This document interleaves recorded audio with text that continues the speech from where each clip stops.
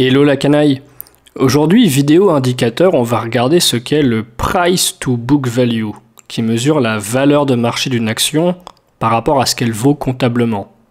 On va se pencher sur cette définition, ses avantages et bien sûr ses inconvénients. Et comme toujours, on va s'appuyer sur un exemple.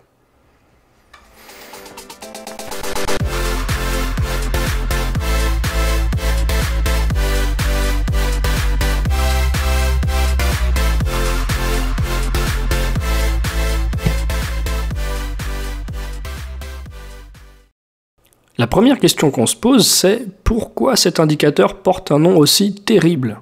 Price to Book Value, c'est vrai que ça fait flipper quand même. Mais dans cette appellation, ce qu'il faut bien remarquer, c'est le terme Book Value.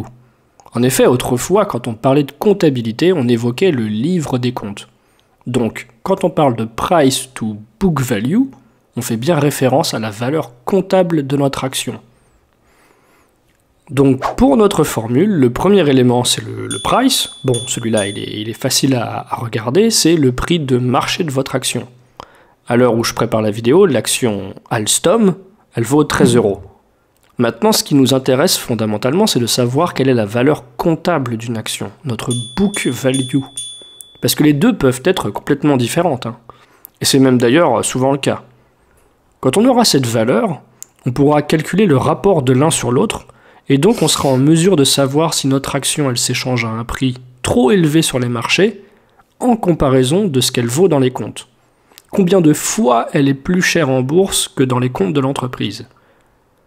Or, comme toujours, quand on parle de comptes, pas le choix, faut ressortir le bilan de la boîte.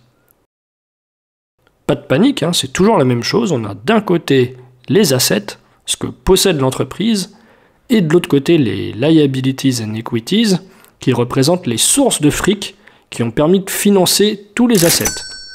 Pour une meilleure compréhension de la structure du bilan, je vous invite à aller voir la vidéo ici. Nous, ce qui nous occupe pour déterminer la valeur comptable d'une action, c'est le bloc equity. Pourquoi ? Parce que nous sommes les actionnaires, et en cas de faillite de l'entreprise, la boîte serait obligée de vendre tous ses assets pour rembourser toutes ses liabilities. J'explique. Dans le cas de Alstom, d'après les comptes publiés au 31 mars 2023, comptablement, en revendant tout ce qu'elle possède à l'actif, la boîte, théoriquement, elle pourrait générer 31 396 millions d'euros. Avec ça, elle pourrait rembourser ses 17 643 de dettes courantes et aussi ses 4 651 de dettes non courantes. Au final, les actionnaires, une fois que tout est vendu et que tous les créanciers sont remboursés, il leur resterait logiquement un peu plus de 9 milliards. Voilà, on a fait un pas dans la compréhension de notre indicateur. On a isolé la part de l'entreprise qui appartient aux actionnaires. Cette part, equity, elle pèse pour 9 milliards d'euros. Or, en se baladant un peu dans le rapport annuel d'Alstom, on lit quelque part que le nombre d'actions en circulation sur le marché, il est de 378 millions. Ce qui signifie que ces 378 millions d'actions, comptablement, et toutes prises ensemble, elles doivent théoriquement valoir 9 102 millions d'euros, puisque c'est la valeur de ce qui appartient aux actionnaires d'après le bilan.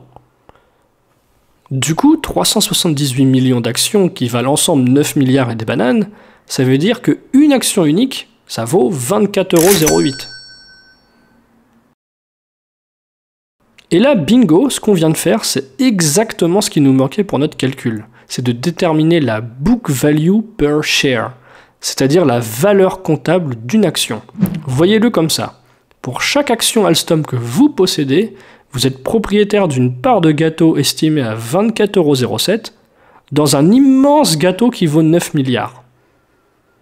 Là, je vous ai montré comment on calcule cette book value per share, hein. C'est évidemment laborieux à faire, mais vous inquiétez pas, hein, la plupart des sites vous donnent cette info. Sur Yahoo, Finance ou ailleurs, vous aurez déjà ça tout calculé pour vous. Mais voilà, c'est toujours bien de comprendre comment sont calculées les choses. Maintenant, rappelez-vous, notre action Alstom sur le marché, on a dit qu'elle valait 13 € en bourse, au moment où je préparais la vidéo en tout cas. Et quand on compare le prix de notre action avec sa valeur comptable, sa book value de 24,07, on obtient 0,54. Et ben voilà, c'est ça notre price to book value. C'est le rapport du prix d'une action en bourse avec la valeur de cette action dans le bilan. Donc génial tout ça, mais maintenant qu'est-ce qu'on en fait de ce 0,54 ? Eh bien c'est une mesure parmi d'autres de la cherté d'une boîte si vous voulez.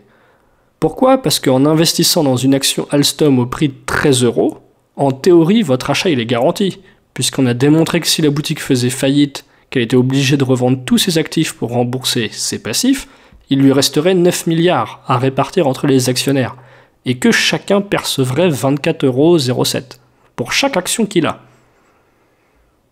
Dit autrement, ça revient à acheter au prix de 13 balles quelque chose en sachant que, au pire, si ça se passe mal pour la boutique, vous recevrez 24 balles. Quelque part, ça semble vouloir dire que votre investissement il est sans risque.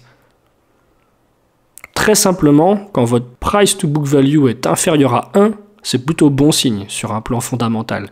Votre action est moins chère en bourse qu'elle ne l'est théoriquement au bilan. Et inversement, quand il est supérieur à 1, c'est que votre action est plus chère sur le marché. Petite mise en garde, bien sûr, on parle de finance ici, c'est pas une science exacte.